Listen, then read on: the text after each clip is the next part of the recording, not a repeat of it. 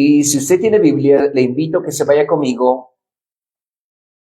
Lo que hoy sería oficialmente el último mensaje en la primera carta, algo que estaba debatiendo, pero no quería cerrar sin este resumen que quería hacer de esta carta. Así que hoy sí oficialmente es el último mensaje, por lo menos hasta ahorita, de Primera de Corintios. No se le olvide que todavía falta una carta, que está la segunda carta, pero no la vamos a continuar ahorita, la vamos a continuar más adelante, estudiando lo que es la segunda carta de los Corintios. Esta es una de tres, fueron tres las que se creen que fueron escritas.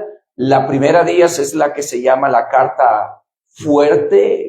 Si creemos que Primera de Corintios es fuerte, la que oficialmente era primera, la carta que escribió Pablo, se cree que era la carta dura. Así se le reconoce una carta dura, una carta fuerte, por lo que Pablo menciona en esa misma carta, que no tenemos récord, solo tenemos estas dos, y son suficientes para aprender y para hacer cambios en nuestra vida. Primera de Corintios, capítulo 1.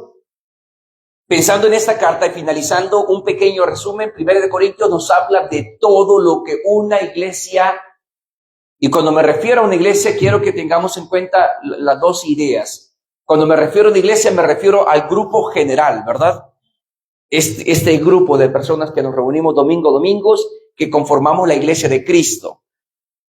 Pero también es algo que tiene que ver de una manera individual, porque cuando venimos a mensajes como esto y hablamos de la iglesia, fácilmente caemos en el pensamiento de que es un tema exclusivo para un solo grupo de personas, y ahí recae la idea de pensar, bueno, como es una iglesia y como somos varios, esto de seguro va para el hermano, para la hermana. Es muy adecuado y es muy necesario que vengamos a la Biblia, y sí, Primera de Corintios está hablando de situaciones de una iglesia, pero entendamos que esta iglesia está formada por individuos, por familias, por personas, por líderes, por mamá, por papá, por hijos que se reúnen en un lugar, y son esas personas, esos individuos, los que están en este comportamiento, sea positivo o sea negativo. Y es lo que Primera de Corintios muestra en finalmente llegando a este final de una de las cartas con mucha enseñanza de toda clase. En Primera de Corintios encontramos todo lo que uno como alguien que quiere conocer de Dios, como alguien que quiere agradar a Dios, en Primera de Corintios encontramos todos los temas que una iglesia tiene que lidiar, que una iglesia constantemente está luchando. Es una de las cartas bastante profundas en el tema de los temas que el apóstol Pablo abarca. Toca mucho tema de diferentes áreas, y eso lo hace de esa profundidad. Pero Primera de Corintios tenemos que también verla como una carta, como una carta que escribió Pablo a una iglesia para corregir. Yo no sé cuándo usted fue la última vez que recibió una carta. Hay toda clase de carta que uno puede hacer. En su gran mayoría se espera que recibir una carta de gratitud, una carta de reconocimiento, una carta de amor. Esos son mensajes bien bonitos, y si no son cartas, pues que sean mensajes, ¿verdad? ¿A quién no le agrada recibir esa clase de mensajes? Oye, estoy muy orgulloso, estoy muy feliz de tenerte en mi vida. Pero a nadie le va a agradar recibir un mensaje, decir, oye, ¿sabes qué? Doy gracias a Dios por tu vida. De verdad oro por ti, pero necesito que escuches esto. Y le empiece, ¿verdad?, a sacar en cara a lo que usted y yo creeríamos, a que nos empiecen a reclamar. Pero más que un reclamo, es la verdad lo que nos están diciendo. Y es lo que Pablo está haciendo. Pablo está escribiendo una carta y la envía a esta iglesia, no más allá de sacarles en cara, porque sacar en cara significa como que simplemente quiero que sepas algo, que es lo que usted y yo a veces hacemos con nuestro prójimo. No queremos que la persona cambie, no anhelamos que la persona cambie, lo que queremos es que conozca cómo me siento. Y eso es lo que hacemos, sacamos en cara. Se hace en el matrimonio, hombres y mujeres, se hace de padres e hijos, y se hace entre hermanos, se hace entre compañeros de trabajo, en todas las áreas de la vida humana. Normalmente usted y yo tratamos de sacar en cara, de decirle cómo nos sentimos, sin el deseo profundo de que de lo que te quiero decir es para que tú cambies. El apóstol Pablo no le está sacando en cara nada a la primera iglesia, a la iglesia que está en esta ciudad de Corintios. Lo que el apóstol Pablo está queriendo corregir, comportamientos que no son adecuados, comportamientos que van en contra de lo que es la palabra de Dios, de lo que es el orden divino, de lo que es y lo que le corresponde a una iglesia de Cristo. Primera de Corintios no es una carta, podemos llamarla cómoda, porque el apóstol Pablo no está escribiendo para halagar a una iglesia perfecta, por todo lo contrario, está escribiendo una carta para corregir a una iglesia real que sí existió. Y es eso lo que le hace más valiosa, porque también nosotros somos una iglesia real acá, este grupo de la primera iglesia evangélica bautista. Somos una iglesia real conformada por personas reales con debilidades. Usted y yo conformamos esta iglesia en nuestras debilidades, en nuestros conflictos, en nuestra constante necesidad de volver a Cristo. Corinto era una ciudad donde esta iglesia existía. Era una ciudad marcada por el orgullo. En esta ciudad se respiraba el orgullo por todas partes. Era una ciudad rodeada de inmoralidad sexual, donde la vanagloria, el egoísmo, la búsqueda de prestigio y en la búsqueda de sabiduría humana era el estilo de vida en esta ciudad. Póngase a pensar por un momento en la ciudad donde usted vive. ¿Por qué es conocida? Si usted pertenece aquí a Columbia Heights, ¿por qué es conocido Columbia Heights? ¿Cuál es el ambiente que se vive acá? Si usted viene de otra ciudad, ¿cuál creería usted que representaría esa ciudad de donde usted viene? Esta iglesia estaba en esta ciudad. Estaba en una ciudad entregada, no solo en temas de pecado, sino en pensamientos de filosofía y de conocimiento humano. Y la iglesia de Corinto, aunque había recibido dones, en este caso, como lo dice el capítulo 12, la iglesia de Corinto había sido empoderada para recibir dones espirituales. Esta iglesia todavía, aún con todo lo que Dios les había dado, necesitaba madurar, porque no era una iglesia madura. Necesitaba caminar en santidad, necesitaba que se le recordase en caminar en la unidad, en orden y en amor. El apóstol Pablo les escribe para recordarles que la iglesia no existe para parecer poderosa ante el mundo. La iglesia existe, y este es el recordatorio para usted y a mí. La iglesia existe para reflejar a Cristo en medio del mundo. Yo no necesito parecer una persona que lo tengo todo en orden delante del mundo.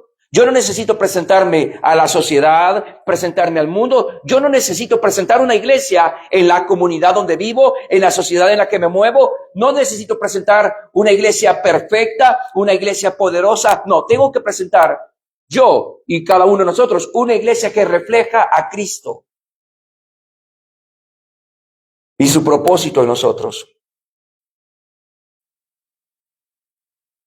En esa tarde es mi deseo resumir lo que esta carta en una sola idea, en un solo mensaje.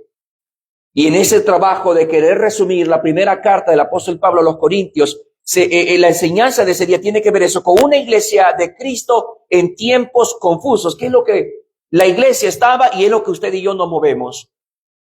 Las presiones sociales en las cuales la iglesia, las presiones espirituales en cual la iglesia de Corinto existía, son las mismas que usted y yo existimos ahora en día.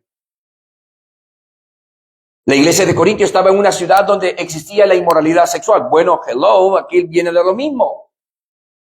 Estamos en lo mismo hoy en día.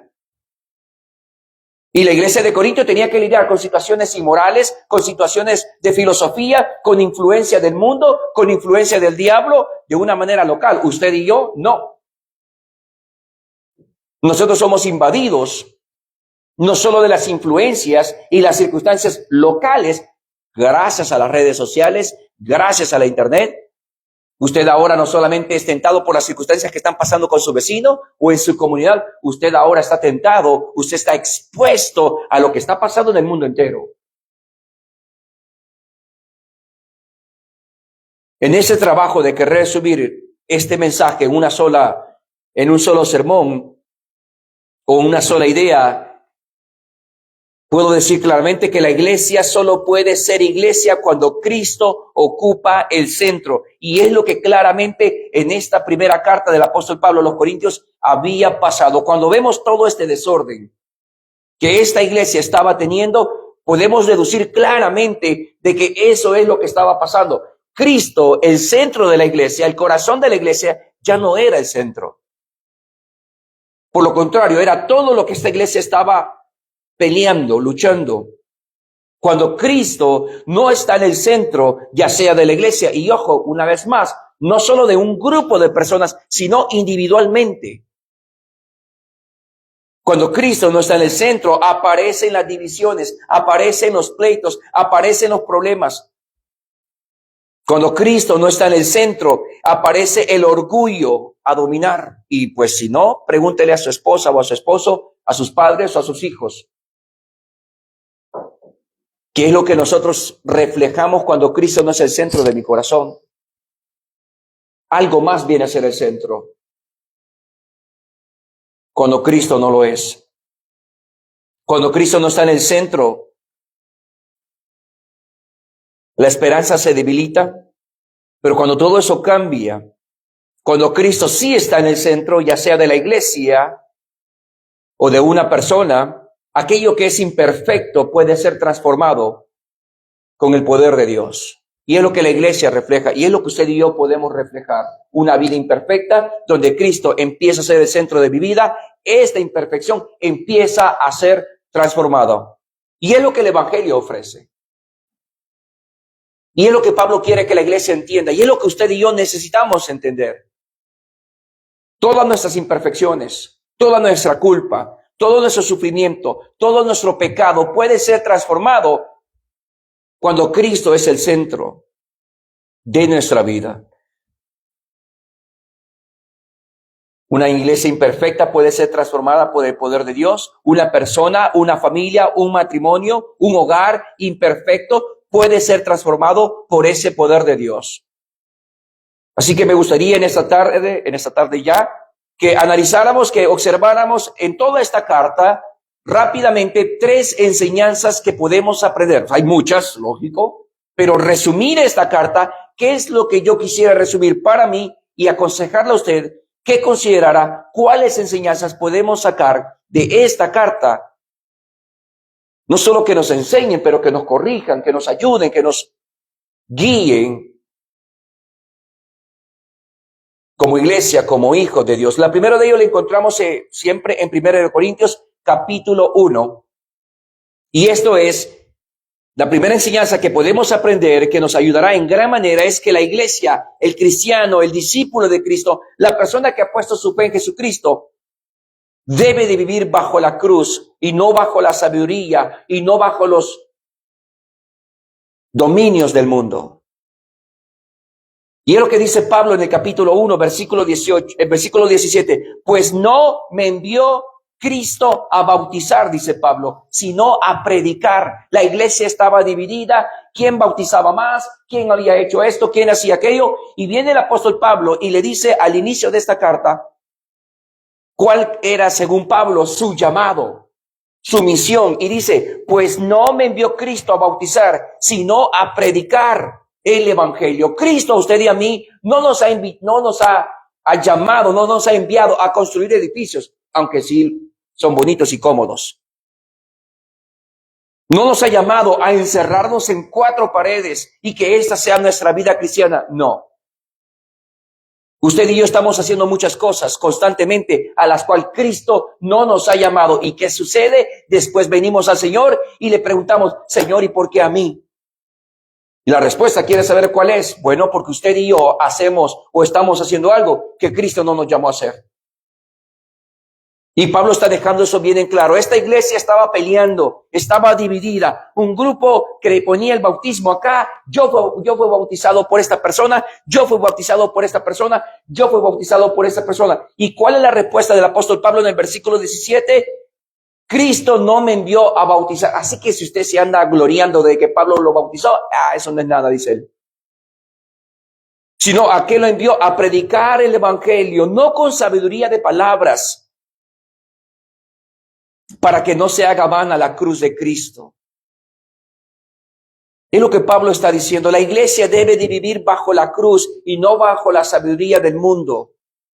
Cada generación, cada cultura, cada persona, cada individuo va detrás de algo. Yo no sé de qué va detrás usted, pero usted va detrás de algo. Si usted no va detrás de Cristo crucificado, muerto y resucitado, si usted no va detrás de Cristo, usted va detrás de algo o de alguien.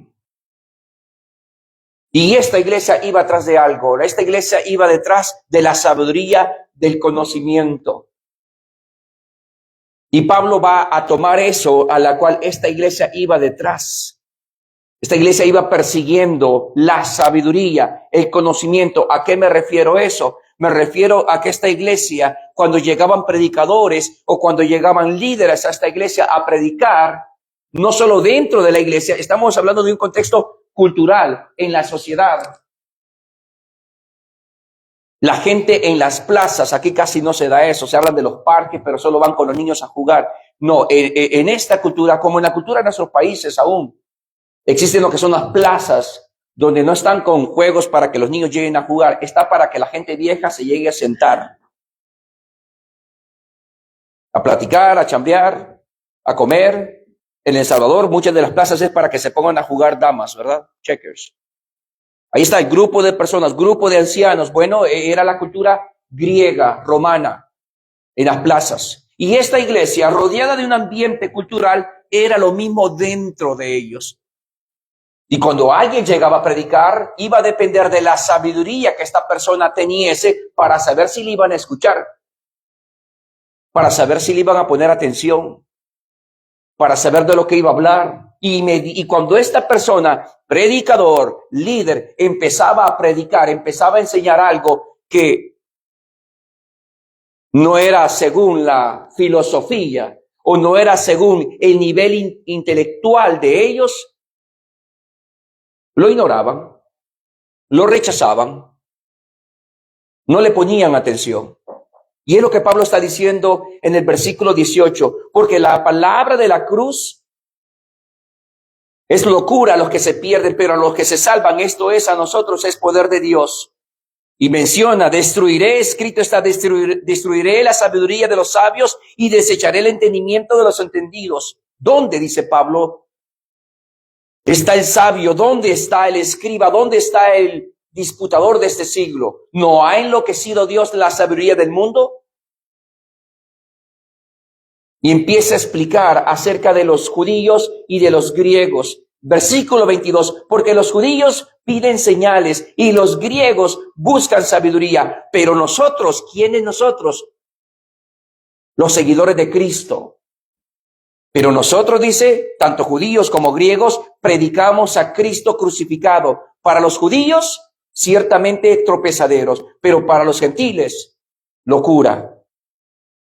Mas aquellos que son llamados, sean judíos o como griegos, Cristo, poder de Dios y sabiduría de Dios. Es el primer gran llamado de Primera de Corintios, es el regreso a la cruz de Cristo. La iglesia de Corintio estaba en peligro de medir la vida cristiana. Y voy a volver a repetir esto porque usted y yo una y otra vez carecemos de eso. Luchamos con eso. La iglesia de Corintios, esta iglesia estaba en gran peligro de medir la vida cristiana por parámetros equivocados. Esta iglesia medía la vida cristiana, medía el liderazgo, medía el poder de Dios en una persona o en una iglesia por la elocuencia, por cómo esa persona manejaba las palabras, cómo se podía expresar. Lo manejaba por el estatus social. En la iglesia de Corintios habían unos más pudientes y unos más pobres. Aquí doy gracias a Dios que la mayoría, bueno, creo que aquí todos somos pobres, así que no hay problema. Pero en esa iglesia estaban aquellos que cuando era la Santa Cena llegaban con comidas grandes y había otros que llevaban su lonche, ¿verdad? Su bandejita y bien poquito. Luchaban con eso y medían La vida cristiana, por la elocuencia, por el conocimiento, por el estatus económicos, por la apariencia, por la personalidad, por la fama, por la capacidad humana. Y usted y yo somos bastante fáciles de caer en ese sentido. No solamente de medir la vida cristiana de alguien más, equivocadamente, pero también de medir nuestra propia vida cristiana de una manera equivocada. ¿Cuál es el parámetro que usted está utilizando para medir su vida cristiana en este momento? Mucho creyente mire su vida cristiana por el tiempo que le está dedicando a Dios y ahí quieren pasar todo el tiempo dentro de las cuatro paredes, creyendo que entre más sirvo, entre más hago, mi vida cristiana está más alta. Otras personas lo quieren hacer por la vestimenta. Entre más largo es la falda, entre más modesto es la vestimenta, más santidad hay en mi vida. Y yo no estoy diciendo de ninguna manera que el servicio o la apariencia en sí, cómo me quiero presentar delante de los hermanos, es equivocado. Yo no estoy diciendo eso. Pero sí estoy diciendo que creer que estas áreas son los parámetros que dicen cómo está mi vida cristiana es equivocado. Y esta iglesia es lo que creía. Y Pablo está tratando con ese problema de raíz y lo arranca y les enseña en esa manera de pensar y declara claramente de cómo el mensaje central no es la sabiduría del hombre, sino Cristo crucificado. Capítulo 2 lo habla claramente en eso. Así que, hermano, le dice en el capítulo 2, versículo 1, hermano, le dice el apóstol Pablo, cuando fui a ustedes para anunciarles el testimonio de Dios, cuando fui a predicarles a ustedes, no fui con excelencia de palabras o de sabiduría, pues me propuse no saber nada entre ustedes, cosa alguna. En otras palabras, Pablo les está diciendo, hermanos, cuando yo fui a predicarles a ustedes, no fui con aquella elocuencia, no fui con aquel poder humano. Y además no me interesaba saber nada de ustedes.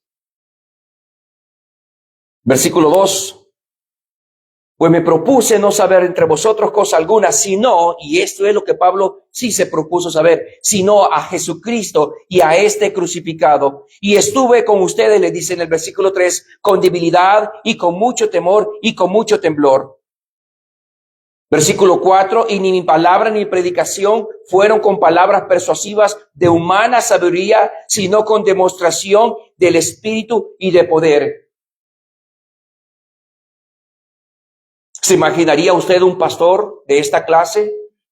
¿Se imaginaría líderes dentro de las iglesias? ¿Se imaginaría miembros de eso de la iglesia? ¿Se imaginaría usted padres dentro del hogar? Con esta clase de pensamiento, no me importa en el caso de mis hijos, que no tengo toda esta elocuencia, que no tengo esta facilidad de expresarme, todo este conocimiento humano, pero ¿sabe qué? Si lo que tengo es el poder de Dios en mi vida.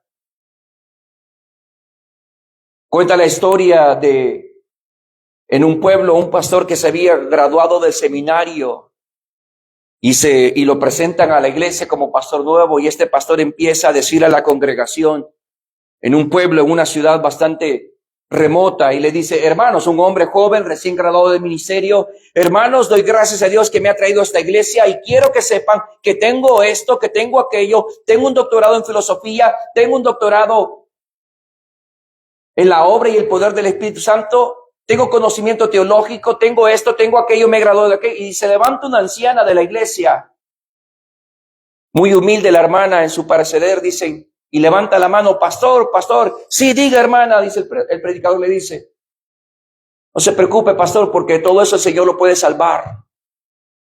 A mí ya me sanó de mis enfermedades, lo puede sanar a usted también. Entendiendo la anciana que el pastor estaba expresando ciertas enfermedades y el hombre lo que estaba haciendo era halagándose a sí mismo.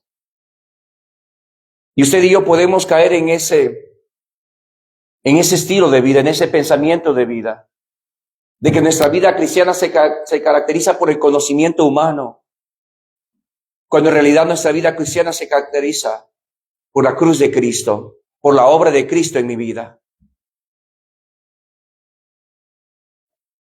Cuando pensamos en la cruz, cuando el creyente piensa en la cruz, tenemos que pensar que está llamando a nuestro orgullo, porque nos recuerda que podemos ser salvos, que no podemos ser salvos nosotros mismos. Lo cantábamos ahora en la mañana. ¿Quieres ser salvo de toda situación, de todo pecado? Tan solo hay poder en Jesús, quien murió. Es bien difícil, y yo no sé qué tan difícil fue para usted. Yo no sé qué tan difícil es para aquellas personas que usted está compartiendo el evangelio.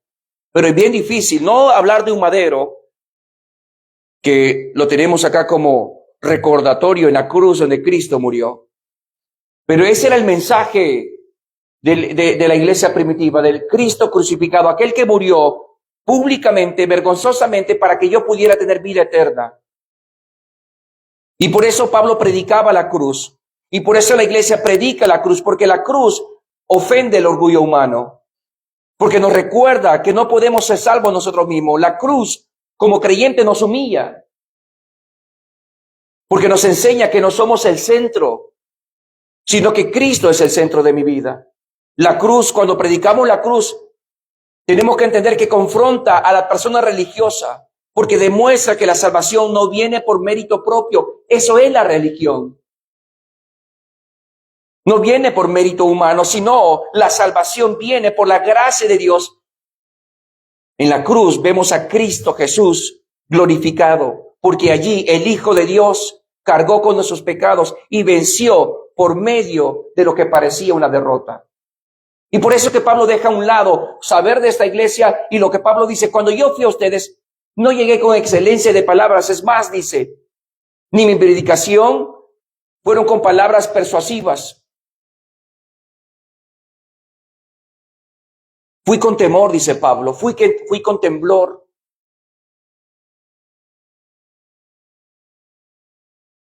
Cuando una iglesia deja de predicar la cruz, cuando un creyente deja de ver la cruz, cuando una persona, cuando una familia se aparta de la cruz, termina exaltándose a sí mismo. Cuando un predicador deja el evangelio a un lado, va a empezarse a predicar a sí mismo. Y los logros de él y los logros de la iglesia.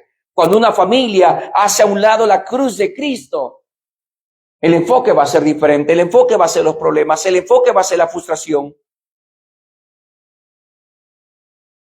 Como individuos, como iglesia, como familia, necesitamos asegurarnos que el centro de nuestra vida, de nuestro hogar, de nuestra familia, es Jesucristo, aquel que murió, resucitó y está con vida. Si hacemos a un lado esta verdad de la cruz de Cristo, como familia, como iglesia, como individuos, vamos a dejar de depender del Espíritu Santo, terminando confiando en estrategias humanas. Cuando una iglesia, cuando una persona deja de exaltar a Cristo, termina exaltándose a sí mismo. Cuando una iglesia hace a un lado a Cristo, termina exaltando talentos, personalidades, líderes o programas. Que Dios nos ayude de caer en ese estilo de vida. Recordemos que si la cruz no se centra en Cristo, y estamos en serios problemas. La segunda enseñanza que esta carta nos deja, la vemos en 1 Corintios, más adelante, en el capítulo 6, y esta tiene que ver con la santidad y el amor que deben de marcar la vida de la iglesia, de cada individuo, de cada creyente. Y es lo que Pablo le dice a esta iglesia tremenda en su comportamiento moral, en su comportamiento humano. Una vez más, la santidad y el amor deben de marcar la vida de la iglesia, ya sea como un todo o individualmente. 1 Corintios capítulo 6 lo dice claramente, versículo 19. ¿Acaso ignoran, dice Pablo?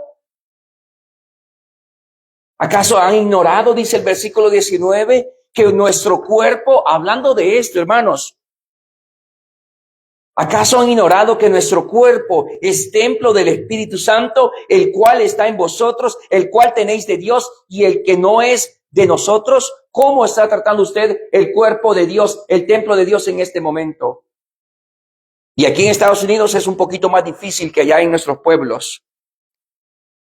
Aquí en Estados Unidos y en países más desarrollados, que deberían de ser más inteligentes, al finalizar parecieran menos sabios.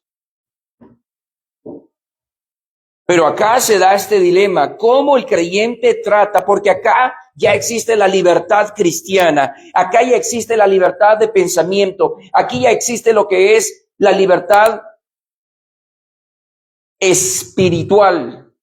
En nuestros pueblos, mensajes como estos son un poquito más diferentes en la manera de comprenderse. Acá el libertinaje ha introducido a la iglesia y choca. De cómo trato mi cuerpo, de cómo lo presento, de cómo las jovencitas, de cómo los jovencitos ven su cuerpo y lo están proyectando en las redes sociales. Hoy en día la tecnología ha hecho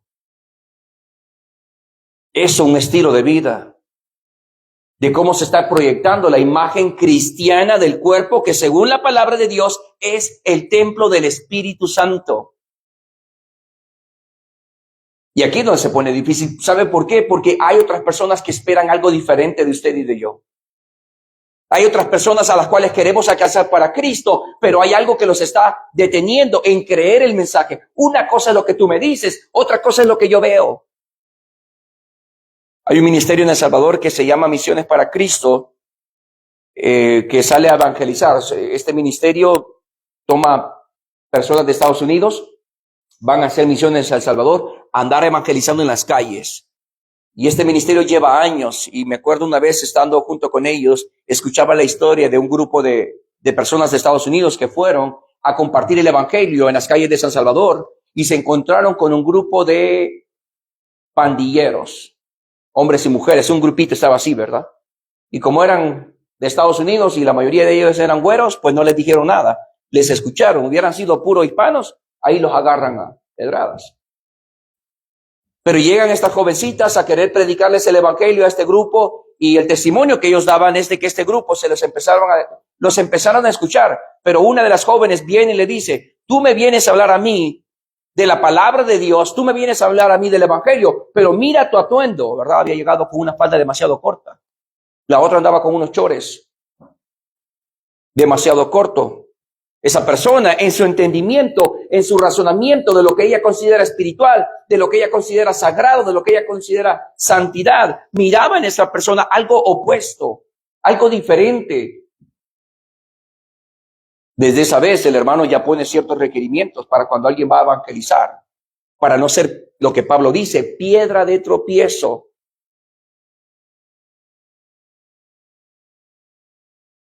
Es necesario vivir en santidad. Es necesario vivir en amor.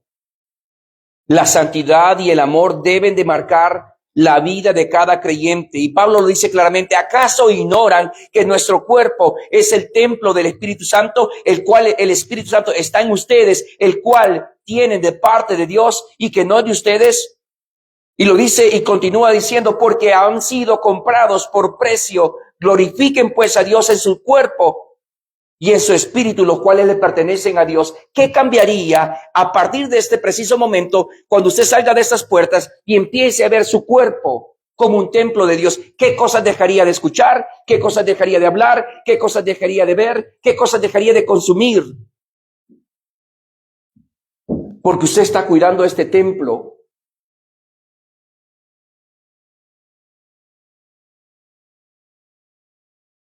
Es necesario. Más adelante, esto es en el tema de la santidad.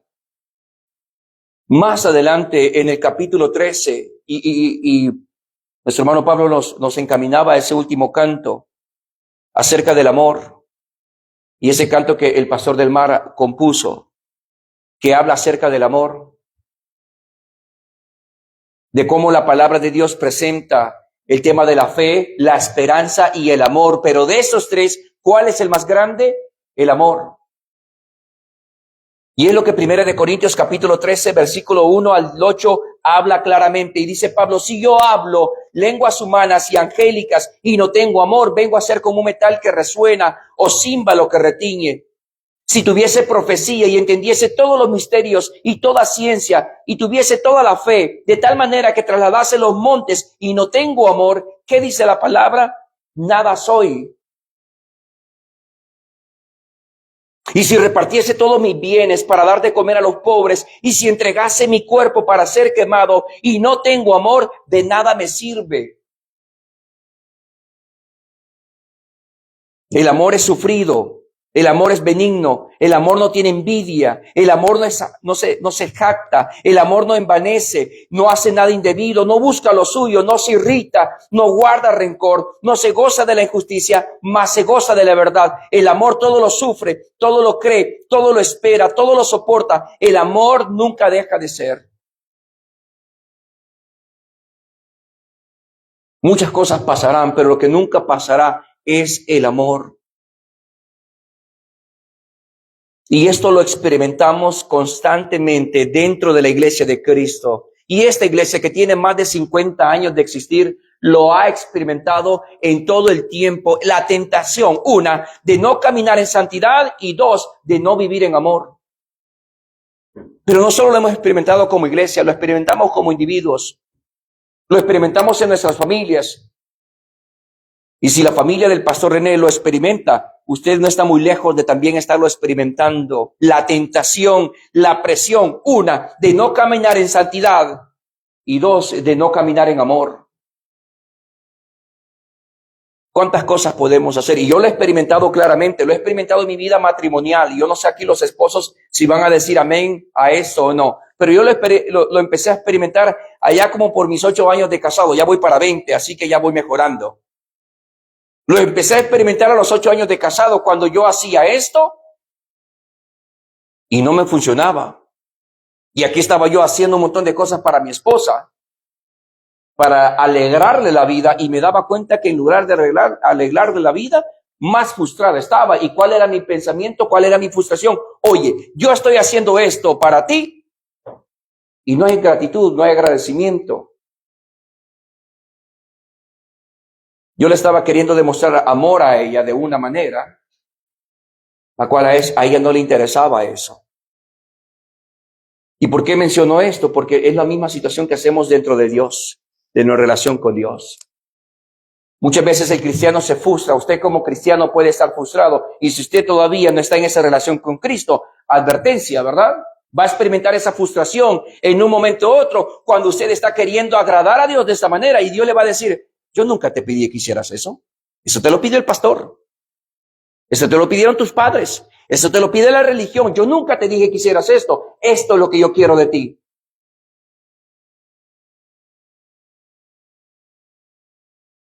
Y doy ese ejemplo cuando hacemos cosas queriendo agradar a las personas, pero muchas veces hacemos cosas para salir del compromiso. Y me di cuenta de eso, que como esposo estaba haciendo varias cosas que eran para salir del compromiso. Ya lo hice. Y como iglesia somos buenos en eso.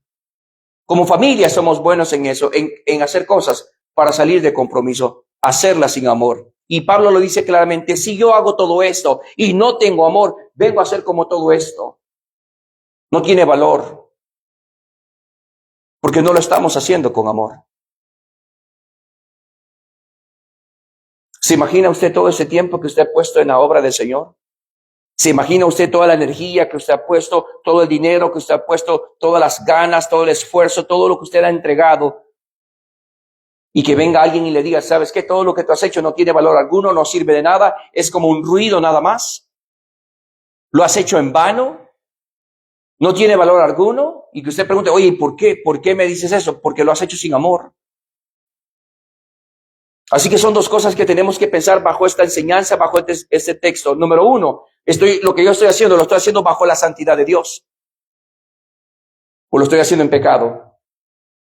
Y número dos, tengo que pensar claramente si lo que yo estoy haciendo, si lo que estoy entregando, si cómo estoy sirviendo dentro de la iglesia, dentro de la familia, lo estoy haciendo con amor. Porque a nadie le gusta, humanamente hablando, que le hagan un favor a la fuerza, que le hagan un gesto cuando sabe que no hay amor. Esta enseñanza nos deja esto, que no basta saber solamente de la Biblia. hay que saberlo vivir. No basta con tener dones espirituales como la iglesia lo tenía, hay que tener frutos espirituales. No basta con tener actividades espirituales, sino es necesario una transformación nuestra. La iglesia de Corinto tenía muchos problemas morales, de santidad, de relación. Y el apóstol Pablo no los trata de una manera ligera, sino puntual, recordándoles que son el templo y la morada del Espíritu Santo, que han sido comprados por precio, que Cristo no solo perdonó nuestros pecados, sino que también reclama lo que le pertenece. Y en el tema del amor, este pasaje del capítulo 13 nos confronta en cómo estamos viviendo, si lo que estamos entregando, si lo que estamos haciendo, si lo que estamos viviendo, lo estamos haciendo bajo el amor, la ternura y la compasión. Y por último, lo que no hace mucho predicaba, en esta última enseñanza que podemos resumir esta carta, no solamente menciona la cruz de Cristo, no solamente ese favor inmerecido de parte de Dios hacia nosotros, perdonándonos en la cruz de Cristo, no solo nos motiva esta carta a vivir en santidad y a vivir en el amor, pero también nos motiva hacia el futuro. Primera de Corintios capítulo 15, en adelante, del versículo 12 al versículo 22 y del versículo 50 al versículo 58. Esta carta nos motiva, esta carta nos enseña ver hacia atrás la cruz de Cristo, podemos ver en el presente mi santidad y mi amor con el que vivo y ver hacia el futuro la esperanza final de la iglesia, del creyente, la cual es la resurrección y la victoria en Cristo. Y yo no sé usted, pero yo en este momento lo necesito más que nunca. Entre más viejo me pongo, más entiendo y más reconozco mi necesidad de reconocer que Cristo fue quien pagó por mis pecados y me ofrece vida eterna. Entre más viejo me hago y más años de casado y mis hijos van más para arriba y llevo más tiempo aquí en la iglesia, más entiendo la necesidad y la urgencia de vivir en santidad y de vivir en amor. Pero también, entre más tiempo paso con ustedes, entre más tiempo paso con mi familia y entre más tiempo paso en esta tierra, necesito una esperanza real.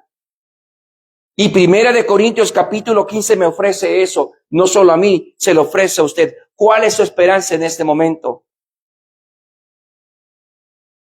¿A qué le está apuntando? ¿Qué le motiva día tras día? ¿Qué le anima a usted a levantarse? ¿Qué le anima a usted a venir a este lugar y reunirse con nosotros? En el caso mío, me motiva este pasaje, la esperanza final que tengo como hijo de Dios, como creyente en la resurrección y la victoria que solamente puedo encontrar en Cristo, que no la voy a encontrar en lo que está pasando en la sociedad. No voy a encontrar esta victoria en mi matrimonio, no la voy a encontrar incluso en este edificio. La victoria la encuentro en la resurrección de Jesucristo. Y es lo que 1 Corintios capítulo 15, versículo 12 al 22 dice, pero si se predica de Cristo que resucitó de los muertos, ¿cómo es que dicen entre ustedes que no hay resurrección de muertos? Porque si no hay resurrección de muertos, tampoco Cristo resucitó. Y si Cristo no resucitó, de por gusto es entonces vana. Es nuestra predicación. Vana también es nuestra fe.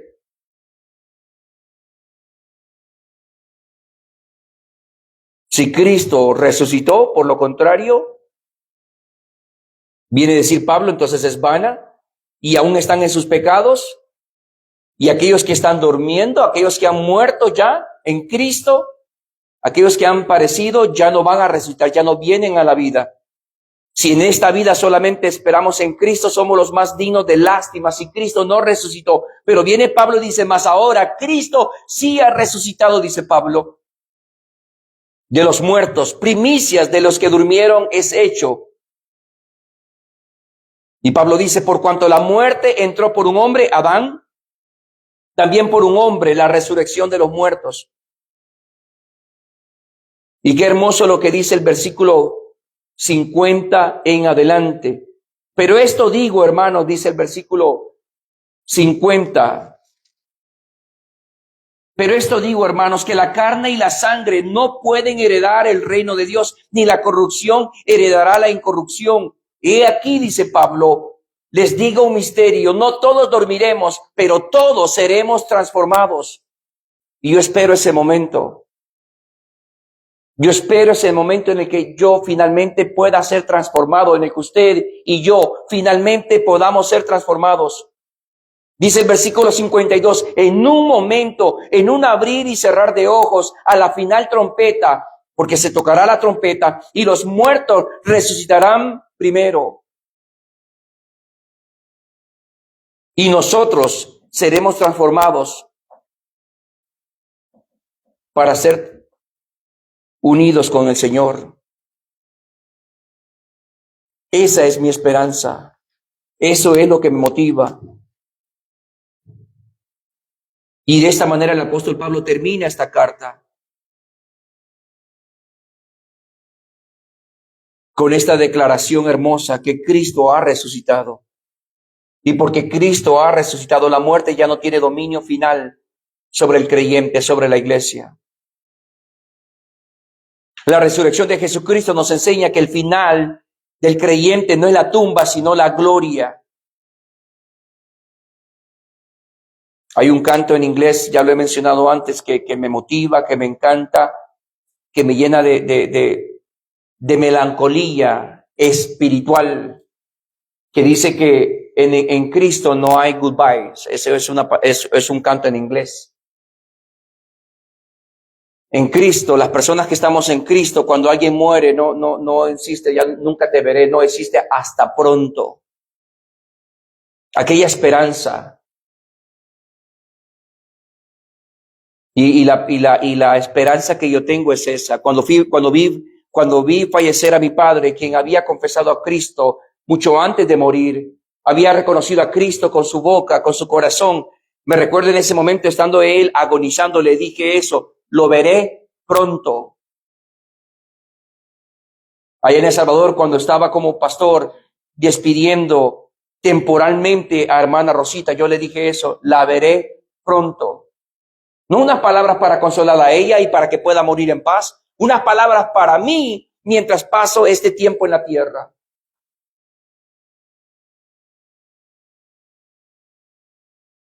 Y es lo que la resurrección nos enseña. Nos enseña que cada lágrima, que cada servicio que hagamos, cada sacrificio que entreguemos, cada oración que elevemos, cada fidelidad en nuestro caminar, en medio de la batalla, en medio de los procesos, todo eso tiene un peso eterno. Nada hecho en Cristo se pierde. Y por eso Pablo termina al final diciendo, estén firmes y constantes. Y no dice, estén relajados y descuidados y distraídos. No. Estén firmes y constantes creciendo en la obra del Señor siempre. ¿Y por qué dice eso? Porque la resurrección garantiza que el trabajo en el Señor no es en vano. 3 cosas podemos resumir de 1 Corintios. Primero, nos recuerda que solo la cruz puede salvarnos del orgullo, del pecado y centrarnos en Cristo. Segundo, nos enseña que la santidad y el amor deben ser el sello visible de cada creyente que ha puesto su fe en Jesús. Y tercero, esta carta nos asegura que la resurrección de Cristo entre los muertos garantiza nuestra victoria final y el valor eterno en nuestra labor cotidiana como creyentes.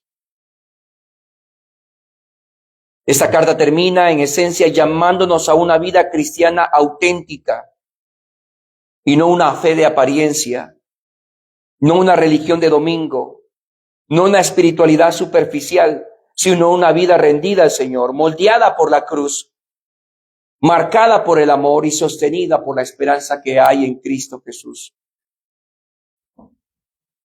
Le invito, por favor, que cierre sus ojos por un momento. Y yo no sé si lo que voy a decir a continuación en este momento para que usted hable con Dios. Mi oración es personal delante de Dios. Quizás para ustedes es una oración pública que yo hago al expresarla en voz alta, pero mi oración es personal con Dios, al igual que es su oración en este momento. Y este momento es para que usted, de todo lo que ha escuchado en este momento, de todo lo que Dios le ha venido diciendo hasta este momento de su vida, yo quiero hacerle un llamado a su corazón. Quiero que por un momento piense, si usted ha vivido lejos de la cruz, si usted se ha alejado, si nunca ha puesto un pie cerca de la cruz de Cristo, donde Él murió por amor a usted, ya sea que usted nunca ha llegado a esa cruz o ya sea que usted se ha alejado de la cruz, yo le pregunto en esta tarde, ¿qué tiene que pasar en su vida? ¿Qué evento? ¿De qué manera Dios tiene que llamar su atención? Una, para que usted venga a la cruz de Cristo o para que usted regrese a la cruz de Cristo. ¿Qué está esperando que Dios haga en su vida? ¿Está esperando que Dios descienda de los cielos y lo atraiga de regreso? ¿Está esperando una catástrofe? ¿Está esperando un llamado divino? Yo le invito en este día, yo le recuerdo en este día que usted no tiene que esperar más. El mensaje, la palabra de Dios puede bastar y la obra del Espíritu Santo en su vida llamándolo a venir a la cruz de Cristo. Si usted ha vivido lejos de esa cruz, si usted ha servido en esta iglesia, si usted le ha entregado fuerzas al Señor, si usted le ha servido al Señor en cualquier ministerio, de cualquier manera, pero usted lo ha venido haciendo sin amor al prójimo, sin amor a su hermano, quejándose, sin amor a Cristo, yo le invito que le entregue eso al Señor en este momento, pidiendo de su ayuda. Un corazón restaurado. Si usted en este momento ha permitido que el orgullo le gobierne, hoy es un buen momento para rendirnos delante del Señor. Si hemos permitido que nuestra vida espiritual se enfríe, se aleje, se endurezca, hoy es un día para encender esa llama del Espíritu Santo en nuestra vida y pedirle al Señor que nos apasione, que nos fortalezca, que nos empodere una vez más con el poder de su Espíritu Santo para vivir la vida que Él ha preparado para nosotros. Pues Dios y Padre Celestial, Señor, yo te doy gracias en esta tarde por este día. Gracias por cada familia, gracias por este mensaje. Señor, en nuestra humanidad, en nuestra debilidad, es imposible, Señor, podernos salvar de la condenación futura. Es imposible salvar nuestra alma con nuestras propias fuerzas, Señor. Ayúdanos, tanto aquel que no lo ha entendido como aquel que ya lo sabe, a recordar, a vivir de una manera constante, reconociendo que nuestra salvación es gracias a la obra de sacrificio, de redención, de entrega de Cristo Jesús, tu Hijo, en quien tenemos, Señor, el perdón de nuestros pecados y la esperanza de vida eterna. Señor, en nuestra humanidad, en nuestra debilidad, es difícil, es imposible, Señor, vivir en santidad, vivir en amor.